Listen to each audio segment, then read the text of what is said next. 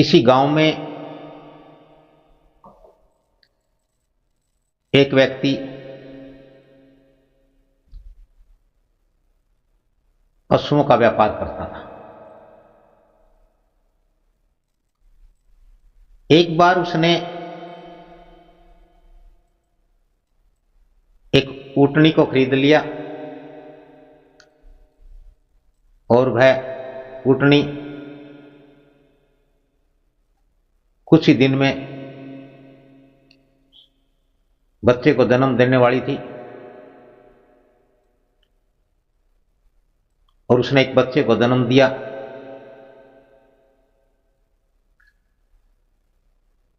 उस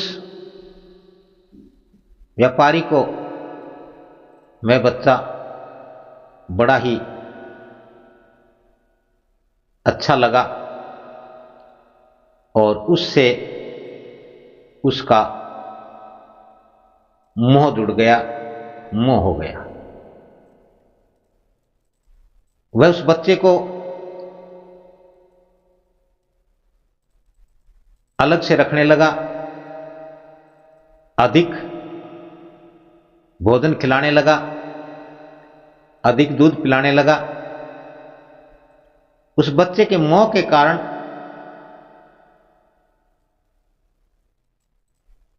उसके मन में आया कि क्यों ना अब तो केवल ऊंटों का ही व्यापार किया जाए। और इस प्रकार वह अपनी पत्नी से सलाह मशवरा करके अपनी पत्नी से कहता है कि मैं गांव के महाजन से कुछ रुपए उधार लेकर के ऊंटों के देश में जाता हूं, मरुस्थल में कुछ ऊंट ऊँटनियां खरीद के लाता हूं और बस अब मेरा तो मन ये हो गया है कि मैं ऊंटों का ही व्यापार करूं। उसकी पत्नी ने कहा ठीक है। तो उसने कहा कि यह बच्चा जो उस ऊँटनी का बच्चा था कि यह मेरा प्रिय है, इसकी विशेष देखभाल करना। और उस व्यापारी की पत्नी ने कहा कि ठीक है आप जाओ, इसे कोई तकलीफ नहीं होगी। और जाते जाते उसने उस ऊँटनी के बच्चे के गले में घंटी बांध दी।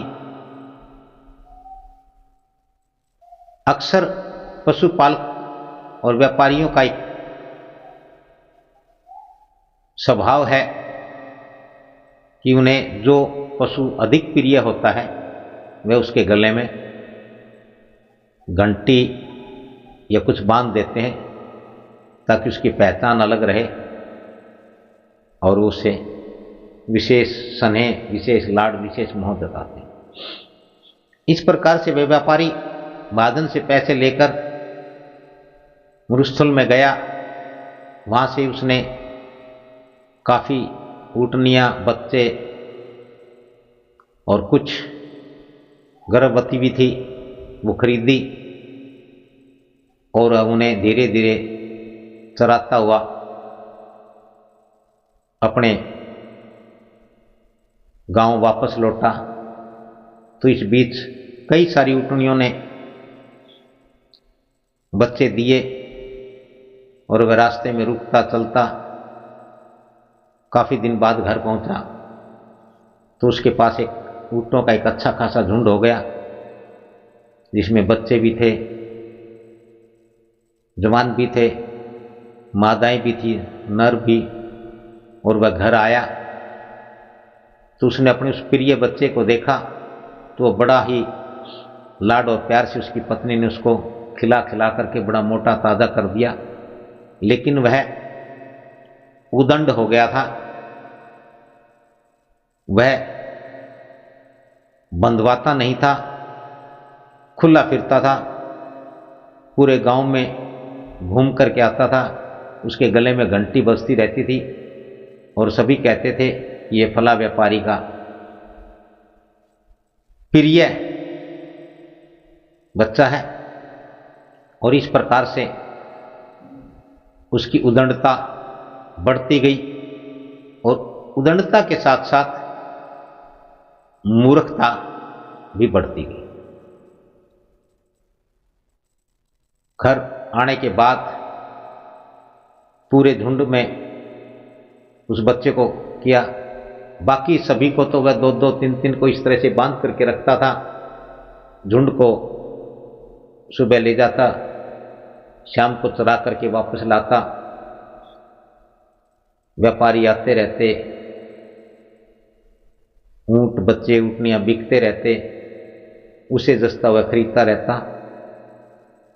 और कोई भी उस बच्चे की बात करता तो वह कहता कि नहीं, यह तो मेरा प्रिय है, मैं इसे नहीं बेचूंगा।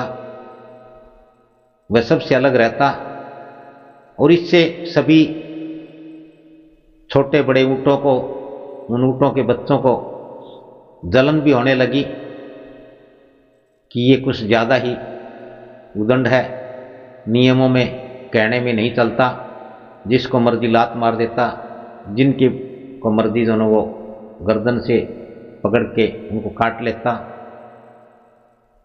और कई बार चरते चरते बहुत दूर चला जाता, कई बार पीछे रह जाता, दाएं बाएं। इस तरह से उसकी उदंडता और मूर्खता बढ़ती गई। कुछ ऊँटों ने उसे समझाया कि हमें झुंड में रहना चाहिए, हम झुंड में रहेंगे तो कोई जंगली हिंसक जानवर हम पर हमला नहीं करेगा, उसकी हिम्मत नहीं होगी, और हमारा मालिक भी झुंड के आसपास ही रहता है, स्पेशल तेरे पीछे कोई नहीं जाएगा।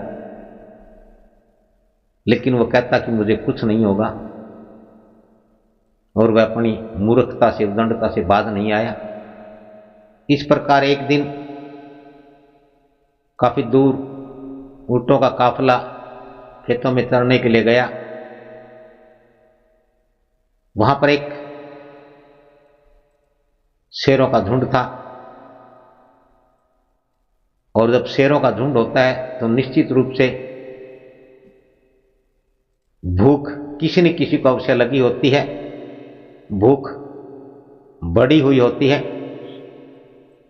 तो शेरों के मुंह में पानी आया, मन ललचाया कि यदि एक ऊँट मिल जाए तो पूरे झुंड का कुछ दिन के लिए बढ़िया गुजर बसर हो जाएगा। तो सभी मोर्चा संभाले हुए थे, इसी ताक में थे, लेकिन उन्हें मौका हाथ नहीं लग रहा था। लेकिन वह उदंड मूर्ख ऊँट का बच्चा, जो बड़ा मोटा ताजा हो चुका था, उन सब ऊँटों से अलग था। वह दूर चला गया। उस व्यापारी ने भी सोचा कि वह हर रोज आ जाता है, आज भी आ जाएगा। उसे एहसास नहीं था कि यह कोई दूर शेरों का झुंड है, और शेर इसी ताक में थे, इसी तलाश में थे। झुंड वापस आ गया और शेरों को उसकी घंटे की आवाज उसके पीछे लगी रही सुन करके, और शेरों ने उसको चारों तरफ से घेर लिया। और जब काफिला बहुत दूर चला गया कि जब उसको दबोचे और यदि वह चीखे चिल्लाए भी तो उसकी आवाज़ उसके मालिक तक, झुंड तक ना जाए। और यही हुआ कि उन्होंने उस बच्चे को पकड़ लिया, उसे गिरा दिया, उसे दबोच लिया। वह चीखता रहा, चिल्लाता रहा, लेकिन उसकी आवाज़ उसके मालिक व्यापारी तक, उसके झुंड तक नहीं पहुंची। और झुंड का मालिक अपने घर चला गया। उसने देखा कि उसका प्रिय बच्चा झुंड में नहीं है। वह उसका काफ़ी इंतज़ार करता रहा। रात उसने बड़ी मुश्किल से, बड़ी व्याकुलता से काटी, और सुबह वह उस बच्चे की तलाश में उसी स्थान पर गया तो वहाँ उसने देखा कि उसकी कुछ हड्डियाँ और उसकी घंटी पड़ी हुई थी, कुछ अवशेष बाकी थे। उसने समझ लिया कि हाँ, तेरा प्रिय बच्चा